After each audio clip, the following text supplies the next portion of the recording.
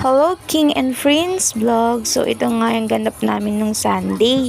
Ayan, sinundo kami sa bahay. Ayan si Wesley, tapos si Friend Zion and si Winston King yung nasa harap. Saglit lang din naman sila humarap kasi malapit lang din naman yung susunduin namin. Yan, yung sinundo namin yung anak natin April na si Claude, saka ang anak ni Angelica Lanoza. Tapos, yan, lumipat na sila yan sa likod. So, ayan si Tita Kit na sa harapan. Yan, gustong-gusto nga ni Claude na pumunta dun sa harapan. So, dahil nga nahihilo si Wesley, kaya nagpe-face mask siya. Yan, si ako, ayan, panay video nga si ako for the memories. Dahil ang vlog namin is for personal vlog. Yan, kung aalis, nagbi-video talaga ako dahil ang gaganda nga nung nakikita natin sa paligid. Paminsan-minsan lang din naman kasi tayo umaalis, kaya ang sarap pagmasdan ng mga puno. Eto, nakarating na nga kami, diba? Hirap na hirap talaga din ako mag voice over. Nakakatuwa talaga to si Claude kasi nakikipagsapakan siya kay Kobe pero lumalaban siya, diba? Ayan si Wesley. Tapos, nakakita nga sila dyan ng pagong dyan sa fish pan. So, tuwang-tuwa nga sila dyan. Kaya, hinahagisan nila ng mga pagkain.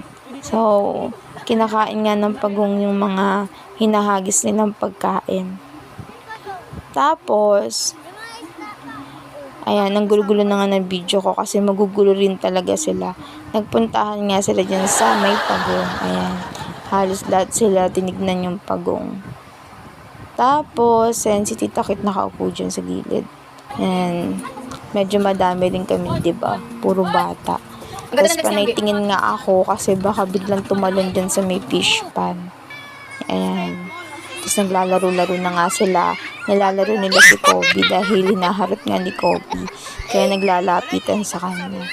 Nagsuot na din sila ng puro puti dyan para sa alaala din ni Lola Nori in heaven.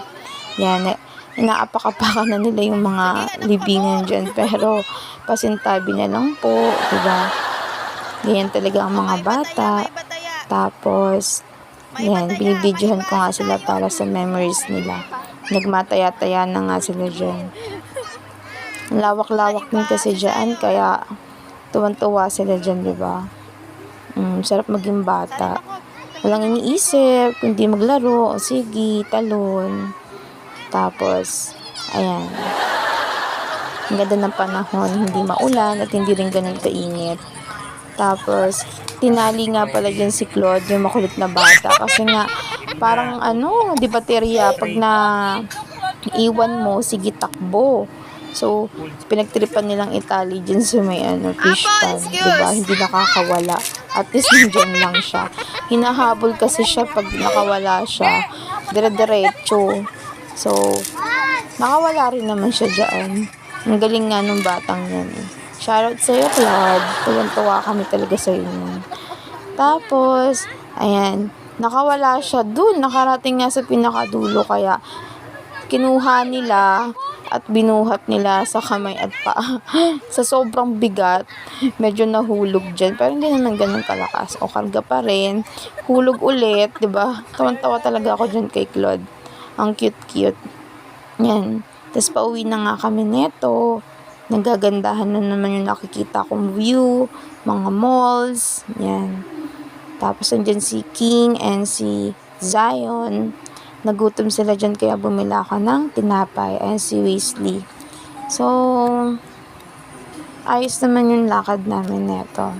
Kahit paano tuwan-tuwa siguro si Lola sa heaven kasi nagkasama-sama ulit yung mga magpipinsan, mga apo niya. So, thank you for watching. Thank you for subscribe.